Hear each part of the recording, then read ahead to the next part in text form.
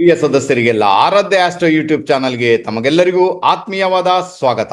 ಇವತ್ತು ನಾವು ಬಹಳ ವಿಶೇಷವಾಗಿ ಇನ್ನೇನು ಜೂನ್ ತಿಂಗಳು ಬಂದೇ ಬಿಡ್ತು.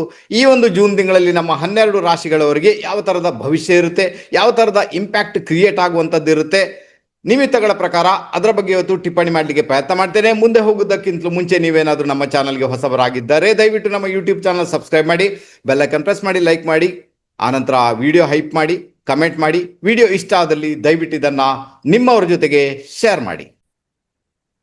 ನಿಮ್ಮಲ್ಲಿ ಸಣ್ಣ ವಿಜ್ಞಾಪನೆ, ಇದೇ ತಿಂಗಳು ಅಂದ್ರೆ ಜೂನ್ ತಿಂಗಳ 14ನೇ ತಾರೀಕು ಭಾನುವಾರದಂದು ನಾವು ಬೆಂಗಳೂರಿನಲ್ಲಿ ಒಂದು ಜ್ಯೋತಿಷ ತರಗತಿಯನ್ನ ಮಾಡ್ತಾ ಇದ್ದೇವೆ. ಇದು ಒಂದು ದಿನದ ತರಗತಿ ಆಗಿರುತ್ತೆ. ತರಗತಿಯ ಸಬ್ಜೆಕ್ಟ್ ಬಂದು ಜ್ಯೋತಿಷ ಪ್ರಿಡಿಕ್ಷನ್ ಟೆಕ್ನಿಕ್ ಕ್ಲಾಸ್. ಹಾಗಾದ್ರೆ ನೀವೇನಾದ್ರೂ ಜ್ಯೋತಿಷರಾಗಿದ್ದೀರಿ, ನೀವೇನಾದ್ರೂ ಬೇಸಿಕ್ ಕಲ್ತಿದ್ದೀರಿ, ಜ್ಯೋತಿಷ ಪ್ರಿಡಿಕ್ಷನ್ ಮಾಡುವಾಗ ವೇರಿಯೇಷನ್ ಆಗ್ತಾ ಉಂಟು, ಹಾಗಾದ್ರೆ ದಯವಿಟ್ಟು ಬಂದು ನಮ್ಮ ಈ ಕ್ಲಾಸ್ ಅನ್ನ ಜಾಯಿನ್ ಆಗಿ. ನಿಮ್ಮ ಜೊತೆಗೆ ಒಂದಷ್ಟು ಪ್ರಿಡಿಕ್ಷನ್ ಟೆಕ್ನಿಕ್ ಅನ್ನ ಶೇರ್ ಮಾಡ್ತೇವೆ. ಅದರ ಮುಖಾಂತರ ಜಾತಕವನ್ನ ಪ್ರಿಡಿಕ್ಟ್ ಮಾಡಲಿಕ್ಕೆ ನಿಮಗೆ ಬಹಳ ಈಸಿ ಆಗುತ್ತೆ. ಇನ್ನು ಈ ಒಂದು ಲೆವೆಲ್ ಅನ್ನ ಕಲ್ತಾಗ ನಿಮ್ಮ ಕಾನ್ಫಿಡೆನ್ಸ್ ಲೆವೆಲ್ ಅನ್ನ ನೀವು ಡೆಫಿನೆಟ್ ಆಗಿ ಹೆಚ್ಚು ಮಾಡ್ಕೊಳ್ಬಹುದು. ಹಾಗಾದ್ರೆ ತಡ ಯಾಕೆ? ನೀವೇನಾದ್ರೂ ಜ್ಯೋತಿಷ ಆಕಾಂಕ್ಷಿಗಳು ಆಗಿದ್ದೇ ಆದ ಪಕ್ಷದಲ್ಲಿ ಡಿಸ್ಕ್ರಿಪ್ಷನ್ ಬಾಕ್ಸ್ ಅಲ್ಲಿ ಇದರ ಕಂಪ್ಲೀಟ್ ಡೀಟೇಲ್ ಕೊಟ್ಟಿದ್ದೇವೆ. ಅದನ್ನು ಓದಿಕೊಂಡು ಅಲ್ಲಿರುವ ನಂಬರ್ಗೆ ಕರೆ ಮಾಡಿ ನಿಮ್ಮ ಸೀಟನ್ನು ಕಾಯ್ದಿರಿಸುವಂತ ಕೆಲಸ ಮಾಡಿ. ಇದು ನಾವು ಒಂದು ಹೋಟೆಲಲ್ಲಿ ರೂಮ್ ಬುಕ್ ಮಾಡಿ, ಅಂದ್ರೆ ಹಾಲ್ ಬುಕ್ ಮಾಡಿ ಇದನ್ನ ಮಾಡುವುದರಿಂದ ಅಲ್ಲಿ ಸೀಟ್ ಲಿಮಿಟೆಡ್ ಆಗಿರುತ್ತೆ. ಅದರಿಂದಾಗಿ ಹೆಚ್ಚು ತಡ ಮಾಡದೆ ನಿಮ್ಮ ಸೀಟನ್ನು ಹಿಂದೆ ಕಾಯ್ದಿರಿಸುವಂತ ಕೆಲಸ ಮಾಡಿ. ಜ್ಯೋತಿಷ ಆಕಾಂಕ್ಷಿಗಳು ಯಾರೇ ಆದ್ರೂ ಕೂಡ ಈ ಒಂದು ಅಪರ್ಚುನಿಟೀಸ್ ಅನ್ನ, ಈ ಒಂದು ಅವಕಾಶವನ್ನ ಯಾವುದೇ ಕಾರಣಕ್ಕೂ ದಯವಿಟ್ಟು ಮಿಸ್ ಮಾಡಿಕೊಳ್ಳಬೇಡಿ. ಈಗ ಬಂದ್ಬೇಡ, ಈಗ ನಾನು ಮಾಡುವಂತ ಪ್ರಿಡಿಕ್ಷನ್ಸ್ ಏನಿದೆ ಇದನ್ನ ಯಾವ ಗ್ರಹ ನಿಮಗೆ ಇನ್ಫ್ಲುಯೆನ್ಸ್ ಮಾಡ್ತಾ ಉಂಟು, ನಮಗೆ ಬಂದಿರುವಂತಹ ನಿಮಿತ್ತಗಳ ಪ್ರಕಾರ ಅದರ ಬಗ್ಗೆ ಮಾತ್ರ ಟಿಪ್ಪಣಿ ಮಾಡ್ತೇನೆ. ಪೂರ್ತಿ ವಿವರಣೆಗಳನ್ನು ಕೊಡ್ಲಿಕ್ಕೆ ಹೋಗೋದಿಲ್ಲ. ಎಲ್ಲಿ ಇನ್ಫ್ಲುಯೆನ್ಸ್ ಆಗುತ್ತೆ ಅಷ್ಟು ಮಾತ್ರ ಹೇಳೋಕೆ ಪ್ರಯತ್ನ ಮಾಡ್ತೇನೆ ಶಾರ್ಟ್ ಕಟ್ ಅಲ್ಲಿ. ಇದು ಬಹಳ ಫೇವರಬಲ್ ಆಗುತ್ತೆ ನಿಮಗೆ. ಆನಂತರ ಅದಕ್ಕೆ ಬೇಕಾಗಿ ನೀವು ಆಚರಣೆಗಳನ್ನು ಮಾಡಿದಾಗ ಅದು ಒಳ್ಳೆ ರಿಸಲ್ಟ್ ಅನ್ನ ಡೆಫಿನೆಟ್ ಆಗಿ ನಿಮಗೆ ಕೊಟ್ಟೇ ಕೊಡುತ್ತೆ. ಓಕೆನಾ, ಗೊತ್ತಾಯ್ತು. ಹಾಗಾದ್ರೆ ಮೊದಲನೇದಕ್ಕೆ ಬಂದ್ಬೇಡ ನಮ್ಮ ಮೇಷರಾಶಿ. ಮೇಷರಾಶಿಯವರಿಗೆ ನಿಮಿತ್ತಗಳ ಪ್ರಕಾರ ನಮಗೆ ಬಂದಿರುವಂತಹ ಪ್ಲಾನೆಟ್ಸ್ ಬಂದು ಗುರು ಮಹಾರಾಜ. ಹಾಗಾದ್ರೆ ಗುರು ಮಹಾರಾಜ ಮೇಷರಾಶಿಯವರಿಗೆ ಈಗ 4th ಹೌಸ್ ಅಂದ್ರೆ 4ನೇ ಮನೆಗೆ ಪ್ರವೇಶ ಮಾಡಿದ್ದಾನೆ. ಚಂದ್ರನಿಂದ 4ನೇ ಮನೆಯಲ್ಲಿ ಭ್ರಮಣ ಮಾಡ್ತಾನೆ. ಗಜಕೇಸರಿ ಯೋಗದಂತಹ ಒಂದು ಅದ್ಭುತವಾದ ಯೋಗ ಕ್ರಿಯೇಟ್ ಅಂದು ಆಗಿರ್ತದೆ. ಗುರು ನಿಮ್ಮ ಜಾತಕಕ್ಕೆ ಯಾರು ಆತ ಭಾಗ್ಯಾಧಿಪತಿ ಮತ್ತೆ ವ್ಯಯಾಧಿಪತಿಯಾಗಿ 4ನೇ ಮನೆಯಲ್ಲಿದ್ದಾನೆ. ಹಾಗಾದ್ರೆ 4ನೇ ಮನೆ ಮತ್ತೆ ಗುರು ಮಹಾರಾಜ ದೊಡ್ಡ ಮಟ್ಟಿಗೆ ಇನ್ಫ್ಲುಯೆನ್ಸ್ ಅನ್ನ ಜೂನ್ ತಿಂಗಳಲ್ಲಿ ಕ್ರಿಯೇಟ್ ಮಾಡ್ತಾರೆ. ಹಾಗಾದ್ರೆ ನಮ್ಮ ಮೇಷರಾಶಿಯವರಿಗೆ ಏನಾಗುತ್ತೆ? ಭೂಮಿ ವಿಚಾರ, ಮನೆ ವಿಚಾರ, ವಾಹನದ ವಿಚಾರ, ತಾಯಿಯ ಆರೋಗ್ಯದ ವಿಚಾರಗಳು, ಇಷ್ಟವರೆಗೆ ಏನಾದರೂ ಪ್ರಾಬ್ಲಮ್ ಇತ್ತು, ಇಷ್ಟವರೆಗೆ ಅದನ್ನು ಸಾಲ್ವ್ ಮಾಡ್ಲಿಕ್ಕೆ ಆಗ್ತಾ ಇಲ್ಲ ಅಂದಾಗ ಗುರು ಮಹಾರಾಜ ಅದಕ್ಕೆ ಬೇಕಾಗಿ ಈಗ ನಿಮಗೆ ಸಹಾಯ ಮಾಡ್ತಾನೆ. ಆನಂತರ ಮನೆ ಕನ್ಸ್ಟ್ರಕ್ಷನ್ ಮಾಡಬೇಕು, ಮನೆ ರಿಪೇರಿ ಮಾಡಬೇಕು, ಜಾಗ ತಗೊಳ್ಬೇಕು ಅಂದಾಗ ಕೂಡ ಗುರು ಮಹಾರಾಜ ಖಂಡಿತ ನಿಮಗೆ ಸಹಾಯ ಮಾಡ್ತಾನೆ. ಈ ಜೂನ್ ತಿಂಗಳಲ್ಲಿ ಅಂತಹ ಘಟನೆಗಳು ಘಟಿಸುವಂತಹ ಸಾಧ್ಯತೆಗಳು ತೀರಾ ಜಾಸ್ತಿ ಸರ್. ನೀವು ಪ್ರಯತ್ನ ಮಾಡಿ, ಗೆಲುವು ಗಣಿತ ನಿಮ್ಮದಾಗುತ್ತೆ. ಗುರು ಮಹಾರಾಜ ನೇರವಾಗಿ ಏನ್ ಮಾಡ್ತಾನೆ? ಆತ 10ನೇ ಮನೆಯನ್ನು ವೀಕ್ಷಣೆ ಮಾಡ್ತಾನೆ. 10ನೇ ಮನೆ ಅಧಿಪತಿ ಯಾರು? ಶನಿ. ಆತ ಗೋಚಾರದಲ್ಲಿ 12ನೇ ಮನೆಯಲ್ಲಿದ್ದಾನೆ. ಹಾಗಾದ್ರೆ ಯಾರಿಗೆಲ್ಲ ಕೆಲಸದಲ್ಲಿ ಚೇಂಜಸ್ ಬೇಕು, ವಿದೇಶ ಪ್ರಯಾಣ ಮಾಡಬೇಕು, ಪ್ರಮೋಷನ್ ಬೇಕು, ಹೊಸ ಕೆಲಸ ಬೇಕು, ಬೇರೆ ಕಂಪನಿಗೆ ಹೋಗಬೇಕು ಅಂದ್ರೆ ಒಂದು ಒಳ್ಳೆ ರಿಸಲ್ಟ್ ಇದೆ ನಿಮಗೆ. ಖಂಡಿತ ನೆವರ್ ಫೇಲ್ಯೂರ್ ಅಂತ ಹೇಳ್ತೇನೆ. ಒಳ್ಳೆ ರಿಸಲ್ಟ್ ಅನ್ನು ಡೆಫಿನೆಟ್ ಆಗಿ ನೀವು ಅನುಭವಿಸ್ತೀರಾ. ಆದ್ರೂ ಕೂಡ ಕಾರ್ಯಕ್ಷೇತ್ರಕ್ಕೆ ಸಂಬಂಧಪಟ್ಟಂತೆ ಒಂದು ಬಹಳ ದೊಡ್ಡ ರಿಸಲ್ಟ್ ಅನ್ನ, ಬಹಳ ದೊಡ್ಡ ಇಂಪ್ಯಾಕ್ಟ್ ಅನ್ನ ಪಡ್ಕೊಳ್ಳುವಂತ ಯೋಗ ಭಾಗ್ಯ ನಿಮ್ಮ ಪಾಲಿಗೆ ಡೆಫಿನೆಟ್ ಆಗಿದೆ. ಪ್ರಯತ್ನ ಮಾಡಿ, ಗೆಲುವು ನಿಮ್ಮದಾಗುತ್ತೆ. ಆನಂತರ ಗುರು ಮಹಾರಾಜ 4ನೇ ಮನೆಯಲ್ಲಿ ಭ್ರಮಣ ಮಾಡಬೇಕಾದ್ರೆ 4ನೇ ಮನೆ ಅಧಿಪತಿ ಒಬ್ಬ ಇರ್ತಾನೆ, ಅಂದ್ರೆ ಗುರುವಿನ ಡಿಸ್ಪೋಸಿಟರ್. ಆತ ಬಂದು ಚಂದ್ರ ಭಾಗ್ಯದಲ್ಲಿ ವಿರಾಜಮಾನ ಆಗಿರ್ತಾನೆ ಗೋಚಾರದಲ್ಲಿ. ಹಾಗಾದ್ರೆ ಏನಾಯ್ತು? ಗುರು ಮತ್ತೆ ಚಂದ್ರ ಎಕ್ಸ್ಚೇಂಜ್ ಆಗಿ ಕೂತಿದ್ದಾರೆ, ಇಬ್ಬರು ಇಂಟರ್ ಕನೆಕ್ಟೆಡ್ ಇದ್ದಾರೆ. ಅಂದ್ರೆ ಯಾರಿಗೆಲ್ಲ ಹೈಯರ್ ಎಜುಕೇಶನ್ ಮಾಡಬೇಕು, ವಿದೇಶ ಪ್ರಯಾಣ ಮಾಡಬೇಕು, ತೀರ್ಥಕ್ಷೇತ್ರ ಯಾತ್ರೆ ದರ್ಶನ ಮಾಡಬೇಕಂದಾಗ ಒಳ್ಳೆ ಇನ್ಫ್ಲುಯೆನ್ಸ್ ಅನ್ನೋದು ಕ್ರಿಯೇಟ್ ಮಾಡ್ತಾ ಉಂಟು. ಖಂಡಿತ ಅದಕ್ಕೆ ಬೇಗ ಪ್ರಯತ್ನ ಮಾಡಿದಾಗ ಅದು ಕೂಡ ನಿಮ್ಮ ಪಾಲಿಗೆ ಬರುವಂತಹ ಸಾಧ್ಯತೆಗಳು ತೀರಾ ಜಾಸ್ತಿ. ಓವರ್ ಆಲ್ ಒಂದು ಪಾಸಿಟಿವ್ ಇಂಪ್ಯಾಕ್ಟ್ ಅನ್ನ ನೀವು ಖಂಡಿತ ಪಡಿತೀರ ಅಂತ ಇಂಡಿಕೇಶನ್. ಸಣ್ಣ ಪ್ರಿಕಾಷನ್ ಕೊಡ್ತೇನೆ. 2ನೇ ಮನೆಯಲ್ಲಿ ರವಿ ಮಹಾರಾಜ ಭ್ರಮಣ ಮಾಡ್ತಾ ಇದ್ದೇನೆ. ಈ ಸಂದರ್ಭದಲ್ಲಿ ನಿಮ್ಮ ಕುಟುಂಬದಲ್ಲಿ ಯಾರಿಗಾದ್ರೂ ಅನಾರೋಗ್ಯದ ಸಮಸ್ಯೆ ಇದ್ರೆ ನಿಮ್ಮ ಹಣಕಾಸಿನ ವಿಚಾರದಲ್ಲಿ ಅವರಿಗೆ ಹೆಲ್ಪ್ ಮಾಡಿ ಅಂತ ಹೇಳ್ತೇನೆ. ನಿಮ್ಮಿಂದ ಏನ್ ಸಾಧ್ಯನೋ ಅದನ್ನ ಹೆಲ್ಪ್ ಮಾಡಿ. ಅದರ ಮುಖಾಂತರ ಒಂದು ಒಳ್ಳೆ ಬ್ಲೆಸ್ಸಿಂಗ್ಸ್ ಅನ್ನ ಡೆಫಿನೆಟ್ ಆಗಿ ನೀವು ಪಡ್ಕೊಳ್ತೀರಾ. ರವಿ ಮಹಾರಾಜ 2ನೇ ಮನೆಯಲ್ಲಿ ಭ್ರಮಣ ಮಾಡುವುದರಿಂದ ಏನಾಗುತ್ತೆ? ಎಲ್ಲೋ ಒಂದ್ ಕಡೆ ನೀವು ಹಣಕಾಸನ್ನ ಹೊರಗಡೆ ಕೊಟ್ರೆ ಖಂಡಿತ ಹಣಕಾಸು ಹೊರಗೆ ನಿಮಗೆ ಬರುವುದಿಲ್ಲ ಅಂತ ಇಂಡಿಕೇಶನ್ ಇದೆ. ಅದರ ಬಗ್ಗೆ ಗಮನ ಕೊಡಿ. ಹೆಲ್ಪ್ ಮಾಡೋದಕ್ಕೆ ಯಾವುದೇ ರೀತಿ ಸಮಸ್ಯೆಗಳಿಲ್ಲ.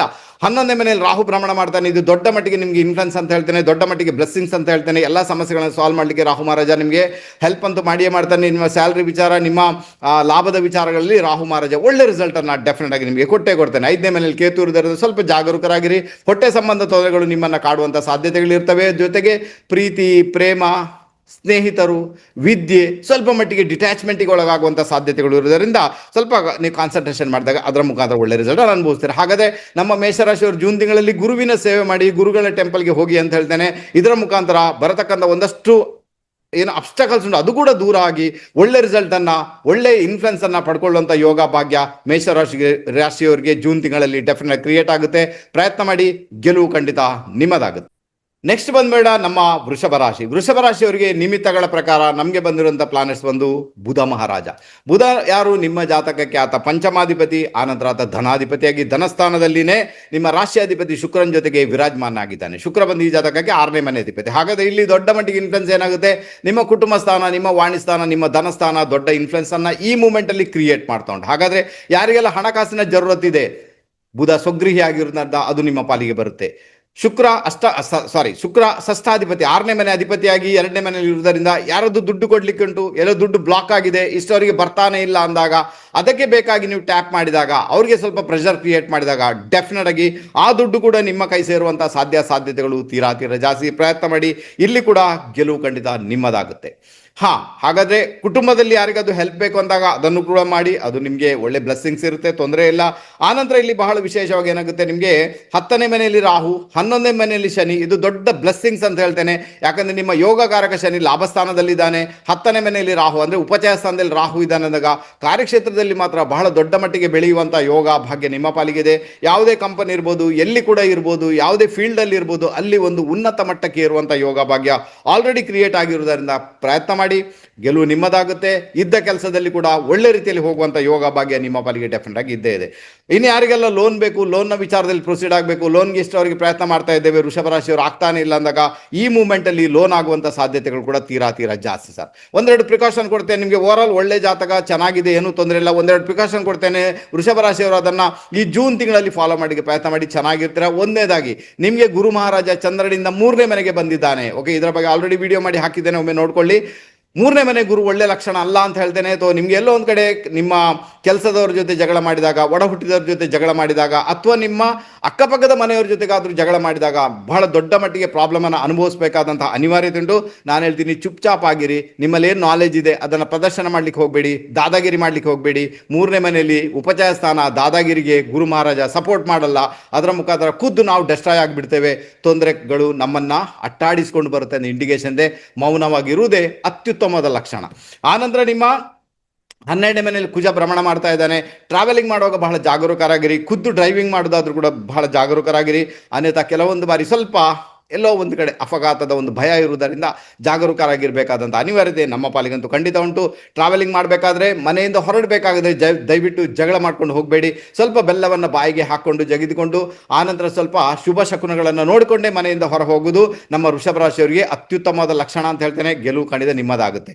4ನೇ ಮನೆಯಲ್ಲಿ ಕೇತು ಇರುವುದರಿಂದ, ಆನಂತರ 4ನೇ ಮನೆ ಅಧಿಪತಿ ಯಾರು? ರವಿ. ಆತ ಗೋಚಾರದಲ್ಲಿ ರಾಶಿಯಲ್ಲಿ ಭ್ರಮಣ ಮಾಡುವುದರಿಂದ ಆರೋಗ್ಯದ ಬಗ್ಗೆ ತುಂಬಾ ಗಮನ ಕೊಡಬೇಕಾದ ಅನಿವಾರ್ಯತೆ ಉಂಟು. ಆನಂತರ ಭೂಮಿ ವಿಚಾರ, ಮನೆ ವಿಚಾರದಲ್ಲಿ ಸದ್ಯದ ಮಟ್ಟಿಗೆ ಹೋಗಬೇಡಿ. ಈ ಡಿಸೆಂಬರ್ ಕಳೆದ ನಂತರ ಭೂಮಿ ಮನೆ ವಿಚಾರದಲ್ಲಿ ಪ್ರೊಸೀಡ್ ಆಗಿ ಅದರ ಮುಖಾಂತರ ಕೂಡ ಒಳ್ಳೆ ರಿಸಲ್ಟ್ ಅನ್ನ ಡೆಫಿನೆಟ್ ಆಗಿ ನೀವು ಅನುಭವಿಸ್ತೀರಾ. ಓಕೆನಾ? ಆನಂತರ ನಿಮ್ಮ ಒಡ ಹುಟ್ಟಿದವರಿಗೆ ಹೆಲ್ತ್ ಆರೋಗ್ಯದ ಬಗ್ಗೆ ಸಮಸ್ಯೆ ಆಗುವುದುಂಟು. ಒಡ ಹುಟ್ಟಿದವರ ಜೊತೆಗೆ ನಿಮಗೆ ಮತಭೇದಗಳಾಗುವಂಥ ಸಾಧ್ಯತೆಗಳುಂಟು.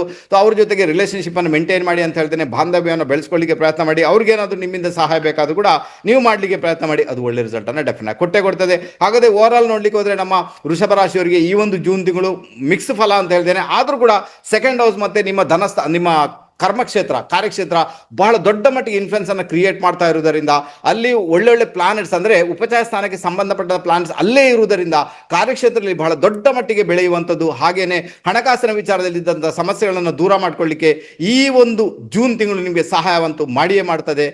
ಪ್ರಯತ್ನ ಮಾಡಿ, ಗೆಲುವು ಖಂಡಿತ ನಿಮ್ಮದಾಗುತ್ತೆ. ನೆಕ್ಸ್ಟ್ ಬಂದ್ಬೇಡ ನಮ್ಮ ಮಿಥುನ ರಾಶಿಯವರಿಗೆ ನಿಮಿತ್ತಗಳ ಪ್ರಕಾರ ನಮಗೆ ಬಂದಿರುವಂತಹ ಪ್ಲಾನೆಟ್ಸ್ ಬಂದು ಶನಿ ಮಹಾರಾಜ ಮಿಥುನ ರಾಶಿಯವರಿಗೆ ಯಾರಾತ? ಆತ ಅಷ್ಟಮಾಧಿಪತಿ, ಆನಂತರ ಆತ ಭಾಗ್ಯಾಧಿಪತಿಯಾಗಿ ದಶಮ ಸ್ಥಾನದಲ್ಲಿ ವಿರಾಜಮಾನ ಆಗಿದ್ದಾನೆ. 10ನೇ ಮನೆ ಬಂದು ಕಾರ್ಯಕ್ಷೇತ್ರ. ಹಾಗಾದ್ರೆ ನಮ್ಮ ಮಿಥುನ ರಾಶಿಯವರಿಗೆ ಕಾರ್ಯಕ್ಷೇತ್ರ ಬಹಳ ದೊಡ್ಡ ಮಟ್ಟಿಗೆ ಇನ್ಫ್ಲುಯೆನ್ಸ್ ಅನ್ನ ಕ್ರಿಯೇಟ್ ಮಾಡ್ತಾ ಉಂಟು.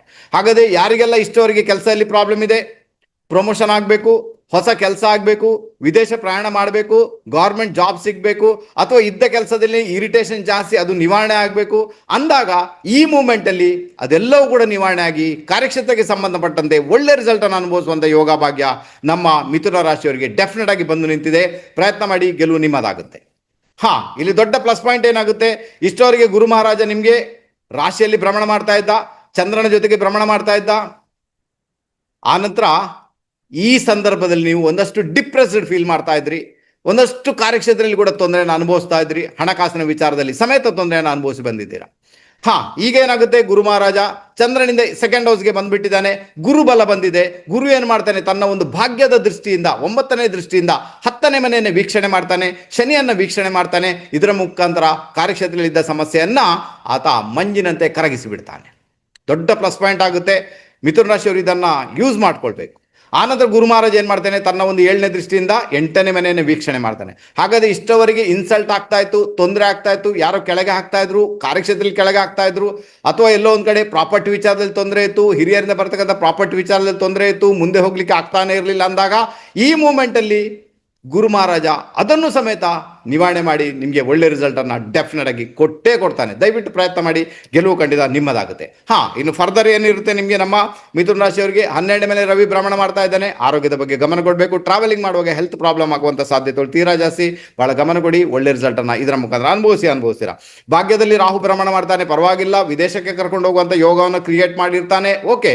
ಬಟ್ ಎಲ್ಲೋ ಒಂದು ಕಡೆ ನಿಮ್ಮ ತಂದೆ ಆರೋಗ್ಯದ ವಿಚಾರದಲ್ಲಿ ಸ್ವಲ್ಪ ವೇರಿಯೇಷನ್ ಅನ್ನು ಆತ ಕ್ರಿಯೇಟ್ ಮಾಡಬಲ್ಲ. ಇದರ ಬಗ್ಗೆ ನೀವು ಗಮನ ಕೊಡಬೇಕು, ಅನಿವಾರ್ಯತೆ ಉಂಟು. ನಿಮ್ಮ ರಾಶಿಯಲ್ಲಿ ಚಂದ್ರನ ಜೊತೆಗೆ ಯಾರಿದ್ದಾರೆ ಈಗ ಪ್ರೆಸೆಂಟ್ ಮೂಮೆಂಟ್ ಅಲ್ಲಿ ಅಂದ್ರೆ ಗೋಚಾರದಲ್ಲಿ ಬುಧ ಮತ್ತೆ ಶುಕ್ರ ಭ್ರಮಣ ಮಾಡ್ತಾ ಇದ್ದಾರೆ. ಶುಕ್ರ ಬಂದು ನಿಮ್ಮ ಜಾತಕಕ್ಕೆ ಯಾರಾತ, ಆತ ಪಂಚಮಾಧಿಪತಿ, ಅನ್ನೋದು ವ್ಯಯಾಧಿಪತಿಯಾಗಿ ರಾಶಿಯಲ್ಲಿ ಭ್ರಮಣ ಮಾಡಿದೆ. ಆರೋಗ್ಯದ ಬಗ್ಗೆ ಮೊದಲೇ ಹೇಳ್ತೇನೆ, ಪಂಚಮಾಧಿಪತಿಯಾಗಿ ರಾಶಿಯಲ್ಲಿ ಇರುವುದು ಇದು ದೊಡ್ಡ ಪ್ಲಸ್ ಪಾಯಿಂಟ್ ಅಂತ ಹೇಳ್ತೇನೆ. ನಿಮಗೆ ನಿಮ್ಮ ಸ್ನೇಹಿತರಿಂದ, ನಿಮ್ಮ ಮಕ್ಕಳಿಂದ, ಅಥವಾ ನಿಮ್ಮ ಪ್ರೀತಿ ಪ್ರೇಮದವರು ಯಾರನ್ನ ತುಂಬಾ ಮೆಚ್ಚಿಕೊಳ್ತೀರಾ ಅವರಿಂದ ನಿಮಗೆ ಒಳ್ಳೆ ಸಪೋರ್ಟ್ ಸಿಗುವಂತ ಯೋಗ ಭಾಗ್ಯ ನಿಮ್ಮ ಪಾಲಿಗಿದೆ. 4ನೇ ಮನೆ ಅಧಿಪತಿ ಬುಧ ಶುಕ್ರನ ಜೊತೆಗೆ ಇರುವುದರಿಂದ ಒಂದು ಭೂಮಿ, ಮನೆ, ವಾಹನ ಮಾಡಬೇಕಂತ ಇಚ್ಛೆ ಇದ್ರೆ ಅದಕ್ಕೆ ಬೇಕಾಗಿ ಪ್ರಯತ್ನ ಮಾಡಿದಾಗ ಕೂಡ ಅದು ಒಳ್ಳೆ ರಿಸಲ್ಟ್ ಅನ್ನ ಕೊಡುವಂತಹ ಸಾಧ್ಯತೆಗಳು ತೀರಾ ಜಾಸ್ತಿ ಸರ್. ನಮ್ಮ ಮಿಥುನ ರಾಶಿಯವರು ಪ್ರಯತ್ನ ಮಾಡಿ ಸರ್, ಗೆಲುವು ನಿಮ್ಮದಾಗುತ್ತೆ, ಓಕೆನಾ? ಯಾಕಂದ್ರೆ ಈಗ ಸ್ಟೆಪ್ ಬೈ ಸ್ಟೆಪ್ ಹೋದ್ರೆ ಎಲ್ಲೋ ಒಂದು ಕಡೆ ಗುರು ಮಹಾರಾಜ ಎಲ್ಲಿವರೆಗೆ ಕರ್ಕಾಟಕ ರಾಶಿಯಲ್ಲಿ ಭ್ರಮಣ ಮಾಡ್ತಾನೆ, ಮೇ ಬಿ ಒಳ್ಳೆ ರಿಸಲ್ಟ್ ಅನ್ನು ಅನುಭವಿಸುವಂತ ಯೋಗ ಬಂದೇ ಬರುತ್ತೆ. ಪ್ರಯತ್ನ ಮಾಡಿ, ಗೆಲುವು ಖಂಡಿತ ನಿಮ್ಮದಾಗುತ್ತೆ, ಓಕೆ. ಆನಂತರ 2ನೇ ಮನೆ ಗುರು ಏನ್ ಮಾಡ್ತಾನೆ, ನಿಮಗೆ ಹಣಕಾಸಿನ ವಿಚಾರದಲ್ಲಿ, ಕುಟುಂಬದ ವಿಚಾರದಲ್ಲಿ ಒಂದಷ್ಟು ಪ್ರಗತಿಯನ್ನ ನಿರ್ಮಾಣ ಮಾಡ್ತಾನೆ. ಕುಟುಂಬ ಮುಂದುವರಿತಾ ಇಲ್ಲ ಅಂದಾಗ ಕೂಡ ಅದಕ್ಕೆ ಬೇಕಾಗಿ ಕೆಲವರಿಗೆ ಮಕ್ಕಳಾಗುವುದಿಲ್ಲ, ಕುಟುಂಬ ಮುಂದುವರಿತಿಲ್ಲ, ಅಥವಾ ಅವರಿಗೂ ಕೂಡ ಒಂದು ಒಳ್ಳೆ ರಿಸಲ್ಟ್ ಅನ್ನ ಗುರು ಮಹಾರಾಜ ಪ್ರೊಡ್ಯೂಸ್ ಮಾಡೋದರಿಂದ ಖಂಡಿತ ಅದಕ್ಕೆ ಬೇಗ ಪ್ರಯತ್ನ ಮಾಡಿದಾಗ ಕೂಡ ಅದು ಒಳ್ಳೆ ರಿಸಲ್ಟ್ ಅನ್ನ ನೀವು ಅನುಭವಿಸ್ತೀರಾ. ಆನಂತರ ಗುರು ಮಹಾರಾಜ 6ನೇ ಮನೆ ವೀಕ್ಷಣೆ ಮಾಡ್ತಾನೆ 5ನೇ ದೃಷ್ಟಿಯಿಂದ ವೀಕ್ಷಣೆ ಮಾಡಿದಾಗ 6ನೇ ಮನೆ ಅಧಿಪತಿ ಯಾರು, ಕುಜ. ಆತ ತನ್ನ ಮನೆಯಿಂದ 6ನೇ ಮನೆಯಲ್ಲಿ ಇದ್ದಾನೆ. ಅಂದ್ರೆ 6ನೇ ಮನೆಗೆ 6ನೇ ಮನೆಯಲ್ಲಿ ಭಾವದ್ಭಾವ. ಹಾಗಾದ್ರೆ ಕೋರ್ಟು ಕಚೇರಿ ವಿಚಾರ ಉಂಟು, ಕೋರ್ಟು ಕಚೇರಿ ವ್ಯಾಜ್ಯ ಉಂಟು, ತೊಂದರೆಗಳುಂಟು, ಶತ್ರುಕಾಟ ಉಂಟು, ಅದರಿಂದ ಸಮೇತ ನೀವು ಮುಕ್ತರಾಗಿ ಬಿಡ್ತೀರಾ. ಅದರಿಂದ ಸಮೇತ ಗೆಲುವನ್ನ ನೀವೇ ಪಡ್ಕೊಳ್ತೀರಿ ಅಂತ ಒಂದು ಇಂಡಿಕೇಶನ್ ಇದೆ. ಓವರ್ ಆಲ್ ನೋಡ್ಲಿಕ್ಕೆ ಹೋದ್ರೆ ನಮ್ಮ ಮಿಥುನ ರಾಶಿಯವರಿಗೆ ಒಂದೊಳ್ಳೆ ಪೀರಿಯಡ್ ಬರ್ತಾ ಉಂಟು, ಈಗ ಬಂದು ನಿಂತಿದೆ. ನೀವು ಪ್ರಯತ್ನ ಮಾಡಿ, ನಾನು ಹೇಳಿದ ಎಲ್ಲಾ ವಿಚಾರಗಳಲ್ಲಿ ಪ್ರಯತ್ನ ಮಾಡಿ, ಖಂಡಿತ ನೀವು ಗೆದ್ದೇ ಗೆಲ್ತೀರಾ. ಒಳ್ಳೇದಂತೂ ಆಗಿಯೇ ಆಗುತ್ತೆ. ನೆಕ್ಸ್ಟ್ ಬಂದ್ಮೇಡ ನಮ್ಮ ಕರ್ಕಾಟಕ ರಾಶಿಯವರಿಗೆ ನಿಮಿತ್ತಗಳ ಪ್ರಕಾರ ನಮಗೆ ಬಂದಿರುವಂತ ಪ್ಲಾನೆಟ್ಸ್ ಬಂದು ಚಂದ್ರ ಮಹಾರಾಜ. ಹಾಗಾದ್ರೆ ಚಂದ್ರ ಏನ್ ಮಾಡ್ತಾನೆ, ಚಂದ್ರ ಗೋಚಾರದಲ್ಲಿ ಧನುರಾಶಿಯಲ್ಲಿ ಭ್ರಮಣ ಮಾಡ್ತಾ ಇದ್ದಾನೆ. ಧನುರಾಶಿ ಬಂದು ನಿಮಗೆ 6ನೇ ಮನೆ. ಹಾಗಾದ್ರೆ ಚಂದ್ರ ಯಾರು, ಈ ಜಾತಕಕ್ಕೆ ರಾಶಿಯಾಧಿಪತಿಯಾಗಿ 6ನೇ ಮನೆಯಲ್ಲಿ ಭ್ರಮಣ ಮಾಡ್ತಾನೆ ಅಂದಾಗ 6ನೇ ಮನೆ ಬಂದು ರೋಗ, ಋಣ, ರಿಪು. ಹಾಗಾದ್ರೆ ಎಲ್ಲೋ ಒಂದ್ ಕಡೆ ನಿಮ್ಮ ಆರೋಗ್ಯದ ವಿಚಾರಗಳು ಬಹಳ ದೊಡ್ಡ ಮಟ್ಟಿಗೆ ಇನ್ಫ್ಲುಯೆನ್ಸ್ ಅನ್ನ ಕ್ರಿಯೇಟ್ ಮಾಡುವಂತ ಸಾಧ್ಯತೆ ಉಂಟು. ಮಕ್ಕಳ ಮದುವೆಗೆ ಸಂಬಂಧಪಟ್ಟಂತ ವಿಚಾರಗಳು ಬಹಳ ದೊಡ್ಡ ಮಟ್ಟಿಗೆ ಇನ್ಫ್ಲುಯೆನ್ಸ್ ಅನ್ನ ಕ್ರಿಯೇಟ್ ಮಾಡುವಂತ ಸಾಧ್ಯತೆ ಉಂಟು. ಅಂತ ನಿಮ್ಮ ಅಣ್ಣ ಅಕ್ಕನಿಗೆ ಎಲ್ಲೋ ಒಂದ್ ಕಡೆ ದೊಡ್ಡ ಮಟ್ಟಿಗೆ ಸಮಸ್ಯೆಗಳಾಗುವಂತ ಸಾಧ್ಯತೆಗಳು ಇರುವುದರಿಂದ ಸ್ವಲ್ಪ ಜಾಗರೂಕರಾಗಿರ್ಬೇಕು. ಚಂದ್ರನಿಗೆ ಬೇಕಾಗಿ ನೀವು ಬಿಳಿ ಅಕ್ಕಿ ಅಥವಾ ರೇಷನ್ ಅನ್ನ ದಯವಿಟ್ಟು ಯಾರಿಗಾದ್ರು ಡೊನೇಷನ್ ಮಾಡಿ, ತುಂಬಾ ಚೆನ್ನಾಗಿರ್ತದೆ. ಅಥವಾ ಯಾರಿಗಾದ್ರು ಮೆಡಿಸಿನ್ ಡೊನೇಟ್ ಮಾಡಿ ಮಂಗಳವಾರದಂದು, ಅಂದ್ರೆ ಜೂನ್ ತಿಂಗಳ 4 ಮಂಗಳವಾರದಂದು. ಆವಾಗ ಕೂಡ ಏನಾಗುತ್ತೆ, ಈ ಎಲ್ಲ ಸಮಸ್ಯೆಗಳಿಂದ ಮುಕ್ತರಾಗುವಂತಹ ಯೋಗ ಭಾಗ್ಯ ನಮ್ಮ ಕರ್ಕಾಟಕ ರಾಶಿಯವರಿಗೆ ಡೆಫಿನೆಟ್ ಆಗಿ ಕ್ರಿಯೇಟ್ ಆಗುತ್ತೆ ಸರ್, ಓಕೆನಾ? ಆನಂತರ ನಿಮ್ಮ ರಾಶಿಯಲ್ಲಿನೇ ಗುರು ಭ್ರಮಣ ಮಾಡ್ತಾ ಇರೋದ್ರಿಂದ ಚಂದ್ರನ ಜೊತೆಗೆ ಗುರು ಇದ್ದಾನೆ, ಅಲ್ಲಿ ಎಕ್ಸಾಲ್ಟೇಷನ್ ಆತ. ಅದರಿಂದಾಗಿ ಸ್ವಲ್ಪ ಡಿಪ್ರೆಸ್ಡ್ ಫೀಲ್ ಮಾಡುವಂಥ ಸಾಧ್ಯತೆಗಳುಂಟು. ಬಟ್ ಗುರು ಏನು ಮಾಡ್ತಾನೆ, ತನ್ನ ಒಂದು 5ನೇ ದೃಷ್ಟಿಯಿಂದ 5ನೇ ಮನೆ, 7ನೇ ದೃಷ್ಟಿಯಿಂದ 7ನೇ ಮನೆ, 9ನೇ ದೃಷ್ಟಿಯಿಂದ 9ನೇ ಮನೆಯನ್ನು ವೀಕ್ಷಣೆ ಮಾಡುವುದರಿಂದ ಬರ್ತಕ್ಕಂಥ ಒಂದಷ್ಟು ತೊಂದರೆಗಳಿಂದ, ಒಂದಷ್ಟು ಸಮಸ್ಯೆಗಳಿಂದ ನಿಮ್ಮನ್ನು ಮುಕ್ತರನ್ನಾಗಿ ಅಂತೂ ಮಾಡ್ತಾನೆ. ಆದರೂ ಕೂಡ ಚಂದ್ರನ ಜೊತೆಗೆ ಗುರುವಿನ ಪ್ರಮಾಣ ಆ್ಯಕ್ಚುಲಿ ಒಳ್ಳೆಯ ಲಕ್ಷಣ ಅಲ್ಲ ಅಂತ ಹೇಳಿದೆ. ಅದರಿಂದಾಗಿ ಮದುವೆ ಜೀವನಕ್ಕೆ ಸಂಬಂಧಪಟ್ಟಂಥ ವಿಚಾರಗಳು ಸ್ವಲ್ಪ ಹಿನ್ನಡೆಯನ್ನು ಅನುಭವಿಸುವಂಥದ್ದು ಅಥವಾ ಸ್ವಲ್ಪ ಡಿಪ್ರೆಸ್ಡ್ ಫೀಲ್ ಮಾಡುವಂಥ ಸಾಧ್ಯತೆಗಳು ತೀರಾ ಜಾಸ್ತಿ ಇರುವುದರಿಂದ ಸ್ವಲ್ಪ ಮೌನಕ್ಕೆ ಜಾರುವುದು ಅತ್ಯುತ್ತಮವಾದ ಲಕ್ಷಣ. ಸ್ವಲ್ಪ ನಾಲೆಜನ್ನು ಗಳಿಸ್ಕೊಳ್ಳೋದು, ನಿಮ್ಮಲ್ಲಿರೋ ನಾಲೆಜನ್ನು ತುಂಬ ಅಪ್ಡೇಟ್ ಮಾಡಿಕೊಳ್ಳೋದು, ಅಥವಾ ಯಾವುದಾದ್ರು ಗುರುಗಳ ಸಾನ್ನಿಧ್ಯದಲ್ಲಿ ಹೊಸ ಹೊಸ ವಿದ್ಯೆಗಳನ್ನು ಕಲಿಯೋದು, ಯಾವುದೇ ಒಂದು ರೂಪದಲ್ಲಿ ಹೈಯರ್ ಎಜುಕೇಷನ್ ಮಾಡೋರು ಖಂಡಿತ ಮಾಡ್ಬೋದು, ಏನು ತೊಂದರೆ ಇಲ್ಲ. ಸೊ ಇದರ ಮುಖಾಂತರ ಎಲ್ಲೋ ಒಂದು ಕಡೆ ನಿಮಗೆ ಆ ಡಿಪ್ರೆಸ್ಡ್ ಫೀಲ್ ಆಗಬೇಕು, ಅದರಿಂದ ನೀವು ಡೆಫಿನೆಟ್ ಆಗಿ ಹೊರ ಬಂದುಬಿಡ್ತಾರೆ, ಏನು ತೊಂದರೆ ಇಲ್ಲ. ವಿದೇಶದಲ್ಲಿ ಯಾರೆಲ್ಲ ಇದ್ದೀರಾ ಕರ್ಕಾಟಕ ರಾಶಿಯವರು, ಅವ್ರಿಗಂತೂ ತುಂಬಾ ಫೇವರಬಲ್ ಆಗುತ್ತೆ, ಅವ್ರಿಗೇನು ಸಮಸ್ಯೆ ಅಂತೂ ಖಂಡಿತ ಆಗೋದಿಲ್ಲ ಅಂಥದ್ದು. ಯಾಕಂದರೆ 12ನೇ ಮನೆಯಲ್ಲಿ ಬುಧ ಮತ್ತು ಶುಕ್ರನ ಕಾಂಬಿನೇಷನ್ ಇರೋದ್ರಿಂದ ವಿದೇಶದಲ್ಲಿ ಅಂದರೆ ಮನೆ ಬಿಟ್ಟು ದೂರ ಹೋದವರಿಗೆ ಅದು ಒಳ್ಳೆ ರಿಸಲ್ಟ್ ಇರ್ತದೆ, ಅದರಲ್ಲೇನು ಸಮಸ್ಯೆ ಅಂತೂ ಖಂಡಿತ ಆಗಲ್ಲ. ಆನಂತರ ನಿಮಗೆ ರವಿ ಮತ್ತೆ ಕುಜ, ಅಂದರೆ ಕುಜ 10ನೇ ಮನೆಯಲ್ಲಿ ಉಪಚಾಯ ಸ್ಥಾನದಲ್ಲಿದ್ದಾನೆ, ರವಿ 11ನೇ ಮನೆಯಲ್ಲಿದ್ದಾನೆ. ಇದು ದೊಡ್ಡ ಇನ್ಫ್ಲುಯೆನ್ಸ್ ಅನ್ನು ಕ್ರಿಯೇಟ್ ಮಾಡ್ತಾ ಉಂಟು. ಹಾಗಾದ್ರೆ ಕರ್ಕಾಟಕ ರಾಶಿಯವರಿಗೆ ಒಂದು ಪ್ಲಸ್ ಪಾಯಿಂಟ್ ಇದೆ, ಅದೇನಂದ್ರೆ ಕಾರ್ಯಕ್ಷೇತ್ರದಲ್ಲಿ ಉನ್ನತ ಮಟ್ಟಕ್ಕೆ ಇರುವಂಥದ್ದು, ಕೀರ್ತಿ ಪ್ರತಿಷ್ಠೆ ಯಶಸ್ಸು ನಿಮ್ಮದಾಗುತ್ತೆ. ಗೌರ್ಮೆಂಟ್ ಜಾಬ್ ಬೇಕು, ಅದಕ್ಕೆ ಪ್ರಯತ್ನ ಮಾಡಿ, ಅದು ನಿಮ್ಮದಾಗುತ್ತೆ. ಆನಂತರ ಕಾರ್ಯಕ್ಷೇತ್ರ ಇದ್ದಂಥ ಒಂದಷ್ಟು ಸಮಸ್ಯೆಗಳು ಕೂಡ ದೂರ ಆಗುತ್ತೆ. ಸ್ಯಾಲ್ರಿಯಲ್ಲಿ ಹೆಚ್ಚಳ ಆಗಬೇಕು, ಕೆಲವರಿಗೆಲ್ಲ ಹೊಸ ಕೆಲಸನೇ ಬೇಕು ಅಂದಾಗ ಕೂಡ ಅದು ಕೂಡ ಕೈಗೂಡುತ್ತೆ. ಯಾಕಂದ್ರೆ 2 ಅಗ್ನಿ ತತ್ವದ ಪ್ಲಾನೆಟ್ಸ್ ಕಾರ್ಯಕ್ಷೇತ್ರ ಅಂದರೆ ಕಾರ್ಯಕ್ಷೇತ್ರದ ಉಪಚಯ ಸ್ಥಾನದಲ್ಲಿ ಇರುವುದರಿಂದ, ಕಾರ್ಯಕ್ಷೇತ್ರದಲ್ಲಿ ದೊಡ್ಡ ಇನ್ಫ್ಲುಯೆನ್ಸ್ ಅನ್ನೋದು ಕ್ರಿಯೇಟ್ ಮಾಡ್ತಾ ಇರುವುದರಿಂದ ಅಲ್ಲಿ ಮಾತ್ರ ಒಳ್ಳೆ ರಿಸಲ್ಟ್ ಅನ್ನು ಅನುಭವಿಸುವಂಥ ಯೋಗ ಭಾಗ್ಯ ಇದೆ.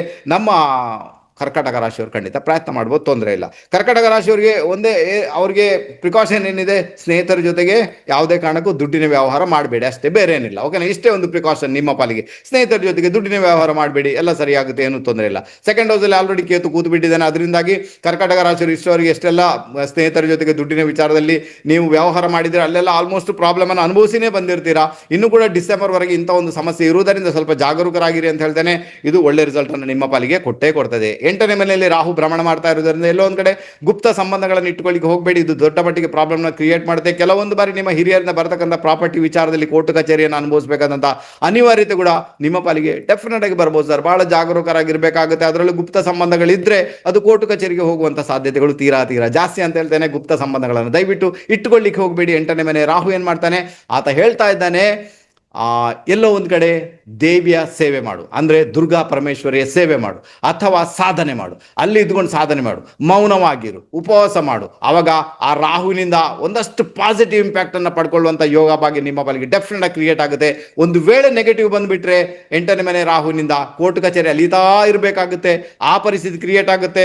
ಎಲ್ಲಿವರೆಗೆ ರಾಹು ಮಹಾರಾಜ 8ನೇ ಮೇಲೆ ಭ್ರಮಣ ಮಾಡ್ತಾನೆ ಅಲ್ಲಿವರೆಗೂ ಕೂಡ ನಮ್ಮ ಯಾರು ಕರ್ಕಾಟಕ ರಾಶಿಯವರು ಬಹಳ ಜಾಗರೂಕರಾಗಿರ್ಬೇಕಾಗುತ್ತೆ ಡಿಸೆಂಬರ್ವರೆಗೆ ಕೂಡ.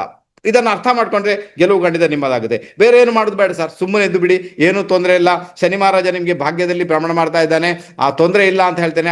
ಅದು ಅಂಥ ಸಮಸ್ಯೆಯನ್ನು ಡೆಫಿನೆಟ್ ಕ್ರಿಯೇಟ್ ಮಾಡಲ್ಲ. ಯಾಕಂದ್ರೆ ಗುರು ಮಹಾರಾಜ ಈಗ ಭಾಗ್ಯ ದೃಷ್ಟಿಯಿಂದ ಶನಿಯನ್ನು ನೋಡೋದ್ರಿಂದ ಅಲ್ಲಿ ಬರ್ತಕ್ಕಂಥ ಒಂದಷ್ಟು ತೊಂದರೆಗಳು ಸಮೇತ ದೂರ ಆಗುತ್ತೆ. ಓವರ್ ಆಲ್ ನಿಮ್ಮ ರಿಸಲ್ಟ್ ಏನಿರ್ತದೆ, ಆರೋಗ್ಯದ ಬಗ್ಗೆ ಗಮನ ಕೊಡುವಂಥದ್ದು, ಕಾರ್ಯಕ್ಷೇತ್ರದಲ್ಲಿ ಉನ್ನತ ಮಟ್ಟಕ್ಕೆ ಹೋಗುವಂಥದ್ದು, ದುಡ್ಡಿನ ವ್ಯವಹಾರಗಳನ್ನು ಮಾಡದೇ ಇರುವಂಥದ್ದು ಒಳ್ಳೆ ರಿಸಲ್ಟ್ ಅನ್ನು ನಿಮ್ಮ ಪಾಲಿಗೆ ಕೊಟ್ಟೇ ಕೊಡ್ತದೆ, ಪರವಾಗಿಲ್ಲ. ಸೊ ಇಷ್ಟೇ ಒಂದು ಪ್ರಿಕಾಷನ್ ಅನ್ನು ತೆಗೆದುಕೊಂಡಾಗ ಕರ್ಕಾಟಕ ರಾಶಿಯವರು ಸಮೇತ ಜೂನ್ ತಿಂಗಳಲ್ಲಿ ಗೆದ್ದೇ ಗೆಲ್ತೀರಾ.